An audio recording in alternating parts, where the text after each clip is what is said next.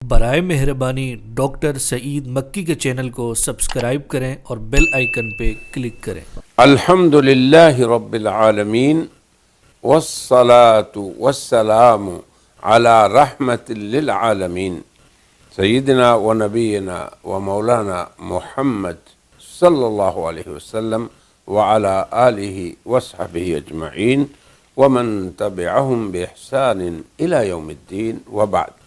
اعوذ باللہ من الشیطان الرجیم بسم اللہ الرحمن الرحیم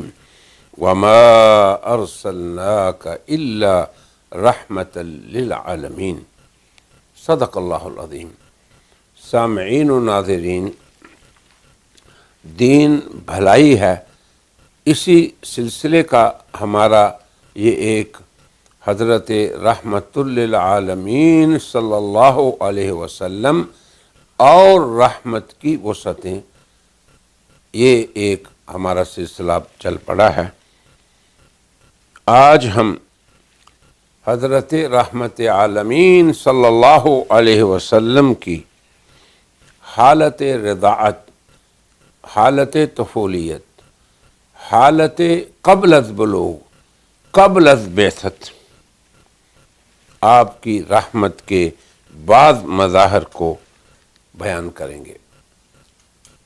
جس کی راویہ آپ کی رضائی ماں حضرت حلیمہ سعدیہ رضی اللہ تعالی عنہا ہے۔ وہ فرماتی ہیں کہ میں اپنے شوہر حارث بن عبد العزیٰ کے ساتھ مکہ مکرمہ روانہ ہوئی۔ ہماری ایک اونٹنی تھی کہ اللہ کی قسم اس سے دودھ کا ایک قطرہ بھی نہیں نکلتا تھا۔ میرے ساتھ میرا ایک بچہ تھا جو بھوک کی وجہ سے اس قدر روتا کہ ہم بھی نہ سو سکتے تھے، نہ میری چھاتی میں دودھ، نہ ہماری اونٹنی میں دودھ کہ میں اپنے بچے کو پلاتی۔ بس ہم اس لیے مکہ مکرمہ آئے کہ ایک خوشحال مستقبل کی ہمیں امید تھی کہ ہم جب مکہ پہنچے تو ہم میں سے کوئی عورت بھی ایسی نہیں تھی جس نے جناب محمد یعنی اس بچے کو رضاعت کے لیے جس پر پیش نہ کیا گیا ہو اور اس نے اسے لینے سے انکار نہ کیا ہو، کیونکہ ہمیں تو بچے کے والد سے اچھے عوض کی امید ہوتی تھی، اور جس بچے کا والد ہی نہ ہو، جو بچہ یتیم ہو، تو اس سے کسی کو کیا توقع ہو سکتی ہے۔ ہم سمجھتے تھے کہ اس کی ماں ہمیں کیا دے گی اور ہمیں اس کے عوض میں اس کی رضاعت کے ہمیں کیا ملے گا۔ پھر یہ بھی فرماتی ہیں حضرت حلیمہ کہ میرے سوا جتنی عورتیں تھیں سب کو رضاعت کے لیے بچے مل گئے، مجھے نہیں ملا، مگر یہ امر بھی مجھے پسند نہیں تھا کہ میں بغیر بچے کے مکہ مکرمہ سے اپنے گھر واپس لوٹوں۔ چنانچہ میں نے اسی بچے یعنی محمد صلی اللہ علیہ وسلم کو لے لیا اور اسے لے کر میں اپنے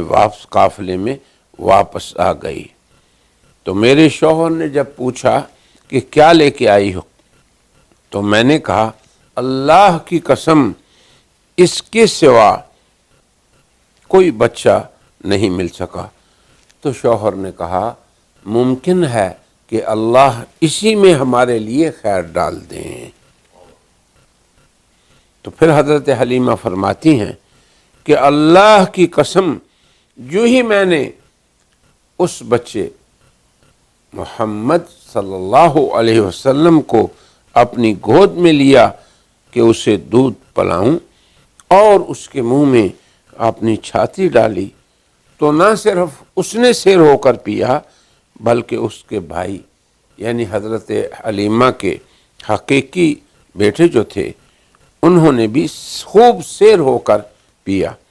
تو یہ اولین برکات میں سے تھا جو اس مولود مسعود و میمون کی ہمارے گھر پہ ظاہر ہوئی۔ اب آپ دیکھیں آپ کی عمر کیا ہے، رضاعت کی عمر میں ہے، نہ ابھی کوئی بڑی عمر میں ہوئے، نہ سن بلوغت میں پہنچے، نہ آپ کی بعثت ہوئی۔ یہ سب کچھ حضرت حلیمہ نے اس حالت کا بیان کیا۔ پھر حضرت حلیمہ اور ان کے شوہر جب اس مولود میمون یعنی حضرت محمد صلی اللہ علیہ وسلم کو لے کر مکہ مکرمہ میں اپنی قیامگاہ میں پہنچے، کیونکہ یہ لوگ طائف کی طرف سے آئے تھے اور مکہ مکرمہ شہر تھا، وہاں ان کی اقامت گاہیں تھیں جہاں یہ رہتے تھے۔ تو جب ہم اپنے اس مکان پہ آئے جہاں ہم اقامت پذیر تھے، جہاں ہم رہ رہے تھے، تو ان کے شوہر اب اپنی اونٹنی کا دودھ دھونے کے لیے نکلے۔ تو کیا مشاہدہ کرتے ہیں کہ اسی اونٹنی کے تھن دودھ سے لبریز ہیں، جس کے تھنوں میں دودھ کا ایک قطرہ بھی نہ تھا۔ پھر اسی اونٹنی سے ہم نے اتنا دودھ حاصل کیا کہ جس سے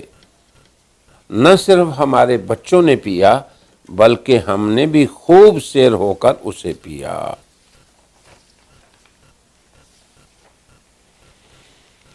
اور ہماری یہ رات جو مکہ مکرمہ میں تھی بہت ہی سکون اور آرام سے گزری کہ اب انہیں یہ میمون و مسعود بچہ جن کا نام نامی محمد صلی اللہ علیہ وسلم تھا وہ ان کے رضاعت میں آ چکے تھے۔ اب رات آرام سے بسر کرنے کے بعد، اور اس سے پہلے انہوں نے کہا کہ ساری رات بچے روتے رہتے تھے، اب رات جب آرام سے بسر کی تو جب حضرت حلیمہ سعدیہ اور ان کے شوہر اپنے قافلہ سمیت مکہ مکرمہ سے اپنے گھروں کے لیے روانہ ہوئے تو کیا دیکھتے ہیں، کیا مشاہدہ ہوتا ہے؟ وہ کہتی ہیں کہ ہماری ضعیف سی اونٹنی جو سب سے کمزور تھی اب سب سے آگے جا رہی ہے، اور کوئی دوسرا نہیں جو ہماری اونٹنی سے مل سکے، حتیٰ کہ سب لوگ مجھے کہہ رہے ہیں اے بنت حارث ذرا ہم پر مہربانی کرو، کیا یہ وہی سواری ہے جس پر تم مکہ آئی تھی؟ میں کہتی ہاں اللہ کی قسم وہی ہے، مگر دراصل سامعین و حاضرین حقیقت کچھ یوں تھی کہ اس کا سوار اب بدل چکا تھا، اب تو رحمت للعالمین صلی اللہ علیہ وسلم اس اونٹنی پہ سوار ہو چکے تھے، اس لیے اس کے اندر یہ برکات آئیں۔ حتیٰ کہ جب ہم بنو سعد بن بکر کے گھروں میں پہنچ گئے تو اللہ کی زمین میں سے یہ سب سے زیادہ قحط زدہ زمین تھی، اور جب حضرت رحمت عالمین صلی اللہ علیہ وسلم کا وجود مسعود وہاں پہ پہنچا تو اب وہ فرماتی ہیں کہ میں نے کن برکات کا مشاہدہ کیا۔ حضرت حلیمہ فرماتی ہیں کہ اس ذات کی قسم جس کے قبضے میں، جس کے ہاتھ میں حلیمہ کی جان ہے، صبح کے وقت لوگ بکریاں چرانے لے جاتے تھے اور میری بکریاں بھی چرواہے چرانے کے لیے لے جاتے، اب جب واپس آتے تو میری بکریاں خوب اسودہ حال ہوتی، ان کے تھنوں میں خوب دودھ لبریز ہوتا اور دیگر خالی پیٹ اور خالی دودھ لوٹتی، ہم جتنا دودھ چاہتے خوب سیراب ہو کر پیتے، جبکہ دوسروں کو یہ چیز میسر نہ تھی۔ اور پھر لوگ اپنے چرواہوں کو کہتے کہ ارے بے وقوف، تم بھی تو اپنی بکریوں کو وہاں لے جایا کرو جہاں حلیمہ کا چرواہ چراتا ہے۔ چنانچہ لوگوں نے ایسا ہی کیا۔ پھر فرماتی ہیں کہ جہاں ہماری بکریاں چرتی تھیں چرواہے بڑی حرص سے وہیں لے جاتے، مگر اللہ کا کرنا کچھ ایسا تھا کہ ہماری بکریاں خوب سیر ہو کر واپس آتی اور ان کا دودھ ان کے تھنوں میں خوب بھرا ہوتا اور دوسروں کی یہ کیفیت نہ ہوتی۔ اب حضور اکرم صلی اللہ علیہ وسلم کی رضاعت کے وقت ان برکات کے مظاہر کے قصے کو حضرت ابو یعلا نے طبرانی سے روایت کیا ہے، اور یہ ہیں وہ رحمت عالمین کی وہ رحمات و برکات جن کا مشاہدہ اور پھر جن کی روایت خود آپ کی رضائی ماں حضرت حلیمہ رضی اللہ عنہ فرما رہی ہے۔ آج کے اس حلقے میں ہم اسی پہ اکتفا کرتے ہیں اور کہتے ہیں وآخر دعوانا ان الحمد للہ رب العالمین۔